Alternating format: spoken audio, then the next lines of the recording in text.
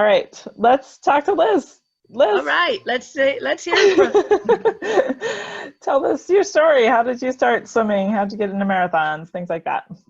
All righty, I guess. So I grew up in New York City. As many of you can tell by my accent, it's a little New York.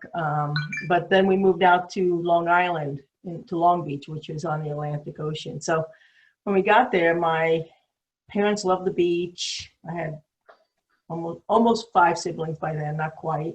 One came later.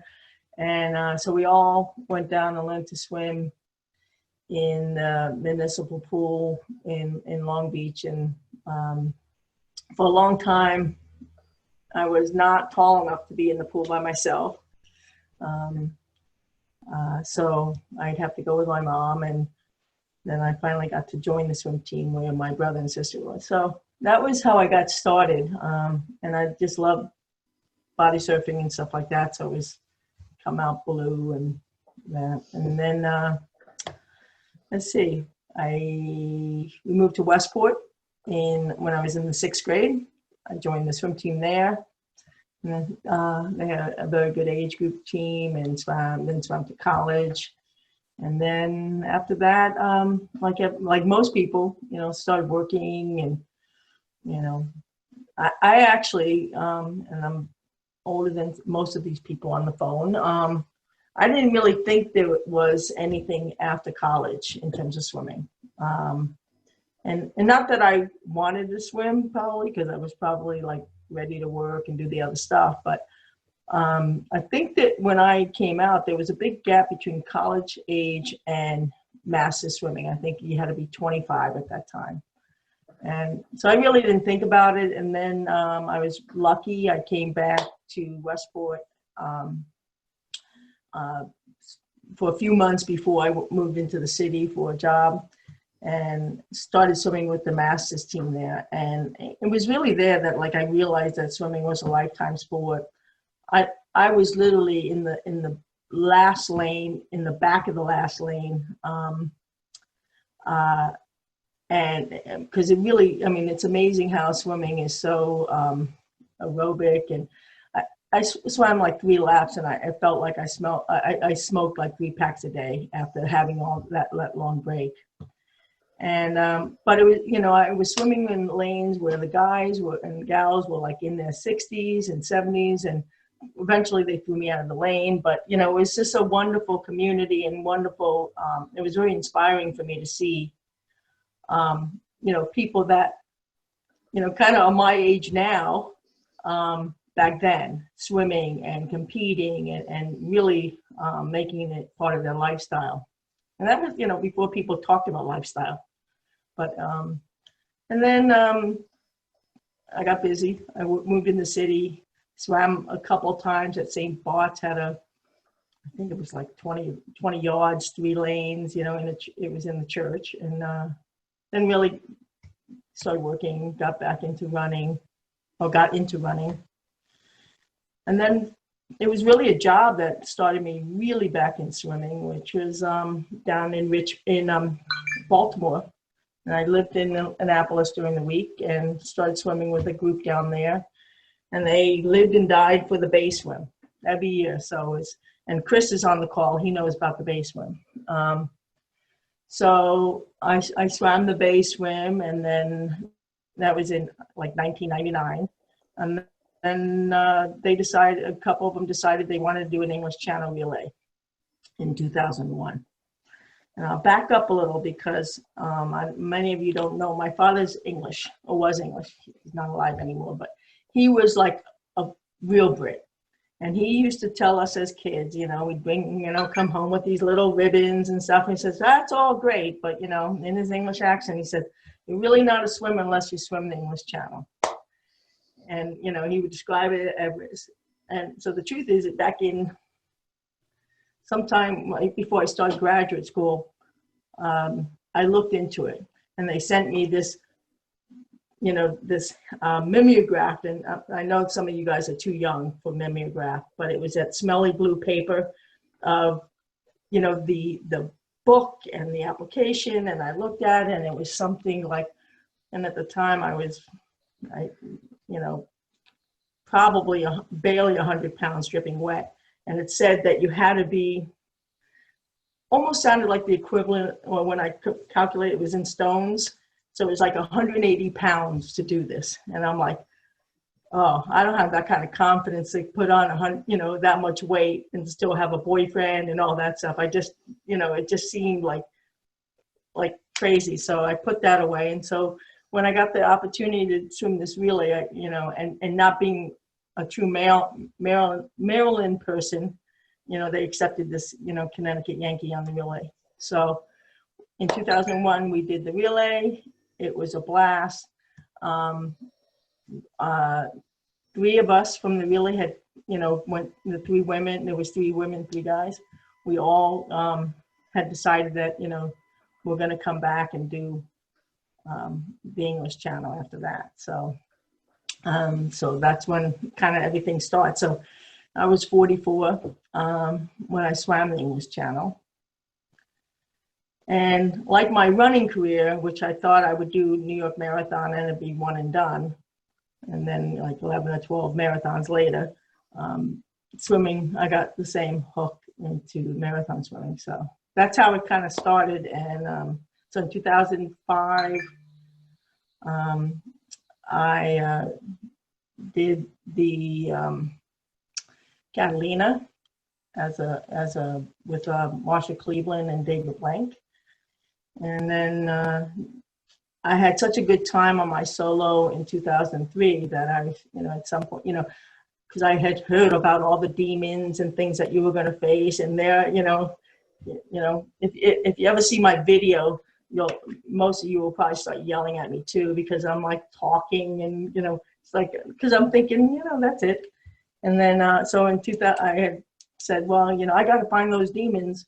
So in 2007, you know, I came back for a double, and after that was a bad swim, but bad swim in terms of, you know, facing not demons, but you know, kind of feeling like near death. But that's a whole bottle of wine. Anyhow, so that's kind of how it started. And I've been really lucky to go to some amazing places and meet, you know, people. And a lot of the people I've met in Dover when I was there were people that said, you got to come swim in my country, you know, whether it be Mexico or Japan. And that's kind of how it wasn't necessarily so much for the swim, but saying, yeah, I really want to go to Japan, and it's always been on my bucket list. So now I know somebody, and yeah, I can go swimming as well. But you know, that was like the less of it than seeing a country that I never couldn't figure out. I had always hoped I would get a work thing going over there because it was so expensive. So, you know, that's, I guess, how it started. That's how it started. Yeah. Can you tell us some of the one amazing place that you've been? Well, I have to say, I really, really, really love Japan, but I did a whole different thing than what a lot of the marathon swimmers do. And I stayed in Toi on the other side, and a guy named Ichi was organized my swim, and my pilot was a famous sea urchin diver. We had this massive boat, and so you know, and those guys walk along the ocean, you know, picking up sea. It was just like, and it was just, we stayed in this place, and Penny Palfrey actually stayed in the same place, and it's just so peaceful, and you're so kind of embedded in the community and the onsen, and really all their traditions. You know, and they know a swimmer when they see one because we have that tan on our back. So that's one place. And then surprisingly, Lake Huron was absolutely stunning. And I would never think that the waters would be like this cobalt blue. And and then the people that, the way that swim came about, they were basically, you know, put out a poster that said, you know, American swimmer wants to swim Lake Huron. And, you know, these people from this area called Port Sanilac on the Michigan side, because I'm swimming from Michigan to Canada, to Ontario, you know, their reaction is kind of my reaction, you know, on an adventure. It's like, I don't know anything about this, but it sounds like it's going to be a hoot. So, but it's going to be something they're going to talk about, like, you know, so that's kind of like, so, and it was just a wonderful group of people, and they just, you know, it was just a beautiful swim. So That's wonderful. Long, but beautiful. Can you tell us about a swim that you're the most proud of? I mean, in some ways that one, because it was, you know, it was really so self-organized but, you know, this, you know, I think that, you know, anytime you go back after DNF, so having attempted the two-way in 2007, to go back in 2008 and go and be really, really close. You know, if I have asthma, so, you know, after 2007 and kind of getting that whole, probably what was later described as SIPes and like pulmonary induced edema. You know, I think that it was in that first swim that I realized, geez, you know, we're not invincible. Like we can't just, you know, things can happen, and like it gave me a whole different respect. And not that I had done a lot of swims at that point. I'd done one way of the channel. I had done Catalina, so that was really my third big swim. And I don't know that I realized that things could go terribly wrong. And you know, and I didn't realize it until I was on the boat. So to go back in 2008, even though that was, you know, I was fairly close to Dover to land, and I coughed, and my sister said, "You're out," because they were not gonna, you know, have to see me go through that. They didn't want to see me go through it, and they didn't want to see it again. So, I mean, and I was really proud of that swim. I mean, it was a swim that was, you know, that started out with, I think, 15 boats, and only 3 of us ended up landing in England. And so that was a, you know, a fun swim. I mean, I don't really notice that it's really crappy conditions. I just, you know, so it was a fun swim.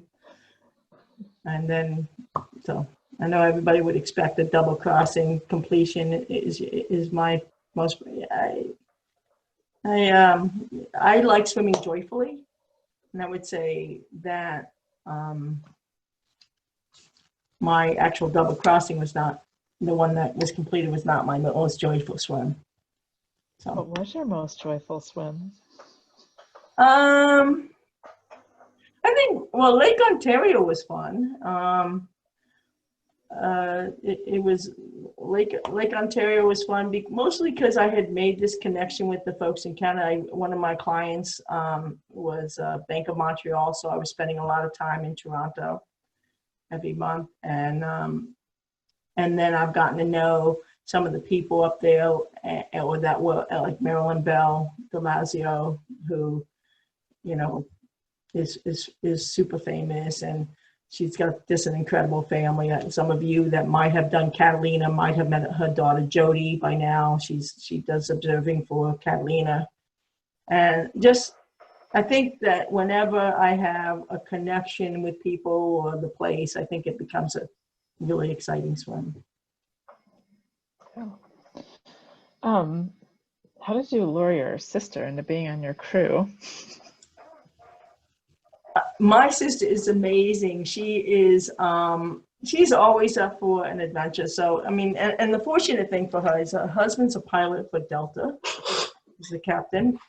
So she basically can go anywhere for free. It costs me a lot, but he can go basically anywhere for hardly any. And she, you know, her kids were older, and she is someone that I've always just, you know, admired. She's old, you know, she's 13 months older than me. She's not that much, and we were very close. And then, you know, she's out on the West Coast, so it's kind of when I get to see her is you know, I recruit her for everything. I mean, she comes out on boats with Swim Across the Sound, which is an event that I run, and you know, she's always up for some sort of venture. She's done. I mean, she and her husband is amazing too, because the two of them, when I swam SCAR, all the times, you know, they were my kayaker, but on the double, they kayaked up and Peggy kayaked back with me and Peyton took another swimmer back down. So, you know, they did the double SCAR as kayakers. So, you know, that, wow. You know, I think that they love, by the way, it was the best thing they said ever, is to going kayaking up those canyons and up Canyon Lake and Socorro. Apache probably not so much, but you know, just those, having that quiet at 5:30, 6 o'clock in the morning, having that quiet, tranquil, you know, they would tell me to, you know, ask me if I could slap my hand a little bit quieter, so it didn't disturb the you know, the pristine nature of these swims. But anyhow, so she's I trust her with my life, and I never argue. You know, if she says I'm out, I'm out. That's it. And that's something I would tell everybody, is make sure you have someone on your crew that you just trust and say, if they call it, you know, it doesn't mean you're not disappointed, but they're always right. Yeah. Yeah, that's great advice. Tell us what inspired the double SCAR. Wine. A bet? Really, Is a bet? It's absolutely true. I had done SCAR twice, and I loved it. It was, and Peggy and Peyton had bought a house down in Phoenix, you know, and she likes the warmth. And so during the winter, they live in Bremerton, Washington, but during some winters, especially because Peyton's flying so much, he does the Pacific Basin primarily. Not flying now, but was flying. So they got this house in Phoenix and completely gutted it. And it was actually, when I was there, I was trying to find something to keep Peggy busy during the winter while she was there, because she wasn't a golfer, even though they were on a golf course. So I was searching, and I found this like PDF, you know, tear sheet on the SCAR swim. So I said, well, you know, I'll swim this. I'll come back in May, and you know, whatever doesn't get done on this, I'll come back and see the house. So that's what started the SCAR. Little did I know it'd be like full of iconic swimmers, you know, that would be there that first year, and every year really it does, you know, bring some amazing swimmers and people that are aspiring to do other stuff. And so I did it that year. I came back and did it the second year because it gave me an opportunity to go see her. And then so it was in the winter, like maybe February. I'm sitting, you know, kind of thinking about it. And, you know, your math just goes bad. You know, I'm thinking, oh, you know, let's see, could you do a double of this? And so I, you know, so what was a 3.5 hour swim one way? I said, okay, so a double would be 6 hours. So my math wasn't great. So, and I hadn't, you know, and one of the problems, you know, I was traveling a lot for work. So I thought it would be a good idea to like get me, you know, really focused on training. Well, really didn't work out that way. So I'm on the, you know, literally I'm on the plane and I'm actually like doing the math. I'm like, oh no, what have I done? But, you know, so it was, and it was just so much fun. And, you know, when I met with Kent, when I got there, being a race director, my goal is always like to figure out the most safest way of doing it, and something like that, or something different, so you don't pull assets and things like that. So, that's how we decided that I would start. Well, I told him I would start like 3.5 hours before, at least on the first two, and then we'd figure out the best approach for Apache. But it was really, a glass of wine that drove that email to Kent. And once you hit send, it's a little late. But he was like, his response was, "I'm in." That's all he came back with. So. But it was fun. It was, I think it's like anything else you do. If you can find that forever stroke that you can do, and I know when I was running, there would be like, all of a sudden I get home, I'm like, how did I get here? That was so, it's that easy kind of, and so I think that was this one that definitely I focused on. Running's never been like that for me, but I like the idea of it. Well, I found you have to get over 5 miles before you get there. You need those like high level of endorphins. Yeah. How's the pandemic been for you? Well, I mean, I think, like everybody else, I think, changes your lifestyle. Being the type, being kind of an introvert, socially, I haven't really suffered like I know many of my friends have and people have. From a workout standpoint, having someone like Charlotte or having other people like put things together to help us through that was, amazing, and which I shared with a lot of people. And so in my area who really, we closed early when we were in Connecticut. My town was kind of a ground zero for Connecticut. One party, that's all it took.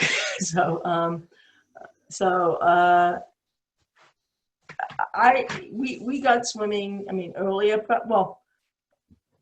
than, and swimming might be a loose term, because sometimes even just putting your feet like back in like April in a lake or a pond just like lifted your spirits, even if you like said, okay, it's 48, I'm going to do 10 strokes out and 10 strokes back, and we're going to call it, our first dip. And it was that kind of thing where it at the beginning of when we started, it didn't take a lot to make us all happy again, in terms of, things all moving. Now, Connecticut opened up about, I think 2.5 weeks ago with the pools. I would say that normally in the summer, come as soon as I'm outside, I don't go back to the pool until November anyhow. So unless it's like a crazy stormy day or something like that. And so we swam up in the lakes. I have Long Island Sound, which is just a beautiful place to swim and get a lot of, what was interesting is seeing people that swim in the pool finally in their wetsuits, which is great. I would post up, okay, mask, social distancing, and wetsuits welcome, kind of. And it was great to see them, because all of a sudden it actually helped get people over the fear of swimming in open water, as well as getting a lot more participation, which was something I always love to encourage. So. Can you tell us about the event that you run and how it got started?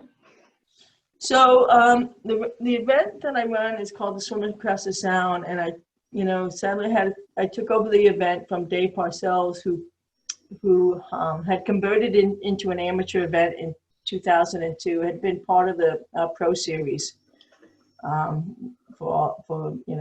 all the swimmers that used to come up. And I think the last swim, they'd go to Atlantic City before Swim Across the Sound. I think they'd end up after that in Magog. But so it transitioned to an amateur swim, actually in 2003, I guess. And then Dave passed away in April of 2007. So for me, it was just, and we have a very close Connecticut open water committee. We don't live close together, but I train on the weekends to keep his candle alive. And so I said I volunteered to help, whatever they needed me to do envelopes and stuff. And at the time, the foundation itself was not really involved with the organization of the swim. Dave was a yellow pad kind of guy, and so the next thing I know, I'm standing in front of 250 people, which you know how much I might like, but it's and running the swim. So the swim raises money, and we raise over $2 million a year for the swim itself is a marquee event. We have other events that raises money to help families, patients and their families in the community that are impacted by cancer. And it's close to me. My mom passed away of cancer. So it's really an important event for many people. I mean, unfortunately, cancer doesn't discriminate. It hits everybody. So this year, we are back in really late, but by the third week of the pandemic, it became clear that, we needed to look at the relays. So we canceled the relays pretty early. And what I said was, let's wait on the solos. The relay, so the event usually can have anywhere from 150 to 250 swimmers, all the boat captains are volunteers. So we typically have between 100 and 110 boats of volunteers, because we have escort boats, and then those escort boats have like a lane line of perimeter boats. Martha swam it. Let's see, who else swam it? Let's see. Oh, that might be it someday.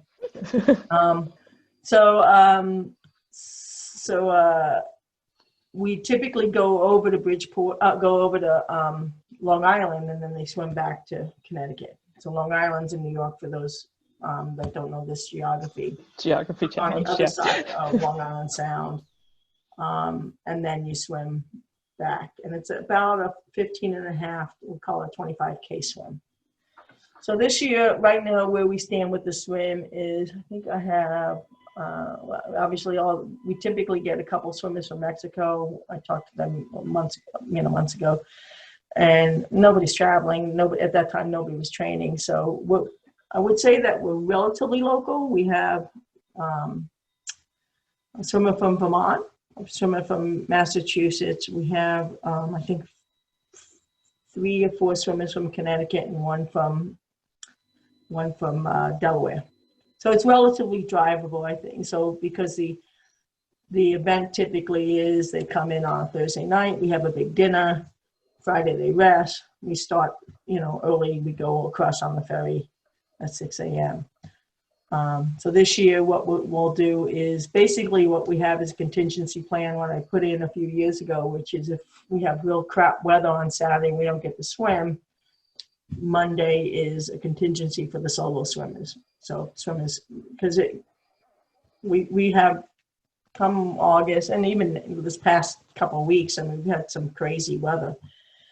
And it's a shame when a swimmer doesn't get to complete their swim. So we wanted to have an alternative date for the solos. So we'll swim from Captain's Cove, which is in Bridgeport, over going the other way, which we did 2 years ago, and worked out really well. Tough current on the other side, though. Hopefully our timing will be okay. So that's that swim. Yeah. Can you tell us a little bit about how you get through hard parts of your swim? I don't really talk. So when I started and this is my only example, I kind of go into a complete blank out. Like I you know, the whistling, it's time to feed, because I feed every hour. I'm not a big feeder. I'm a sinker, a natural sinker, so I hate to feed because I just struggle trying to tread water. And so I remember at the start of this swim, and I was super, super tired going in. We were not supposed to start on Friday. We were going to wait until Monday, and I'd worked all day and just a lot of, so to get ready with an hour, whatever, 2 hours to go swim a double crossing after being up for really days trying to get work done. I was exhausted when I got there, but I started this swim and I was talking to myself. You know, I was talking. I was like, so finally, like after 3 hours, I said, you have a choice right now to either get out or shut up. I said, you have your next feed, your 3 hour feed is make that decision. And and I was puking, which I never throw. I mean, like something out of Exorcist. As was the other swimmer, which was interesting. We talked about it later. Then it must have been something with the conditions or whatever. It was horrible. So after 3 hours, I said, okay, are you going to shut up? Yeah. Okay. And then I enjoyed it. You know, I kind of went into my thing. So I really don't, that would be the toughest swim, was those first 3 hours of that swim. It's not usually at the end. I don't really train with a lot of fluids and things like that. So I think my body does a little happy dance when it's actually getting something, you know, like water and, you know, goo and stuff like that. So. How do you how do you describe the feeling of completing a marathon swim?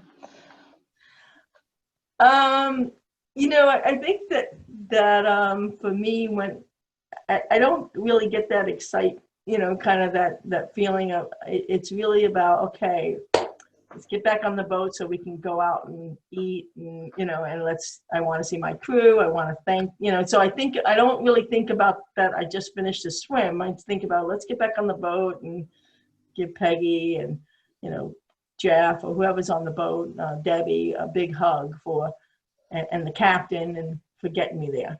So I guess that's what, I mean, it was fun on this last one with in the North Channel, because Nora Toledano was on the boat, and she's a big sign. She's posting up signs. I'm like, what? I can't, you know, okay, let me look at it with my good eye so I can read it.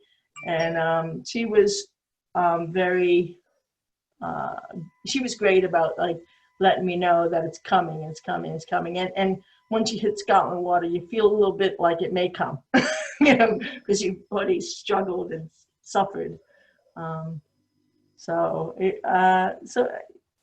I think it's just like, let's go home, let's go eat. You know, I think I feel like a lot of my swims, I feel like I'm sensory deprived in terms of having a really good crunchy cookie of food, like real food. So that I'm probably thinking about the food and the cocktail. It's gotten me through many a swim as well. Probably shouldn't be published. Shouldn't. They probably think I'm a complete, you know. Let's see. What's a swimmer that you've looked up to?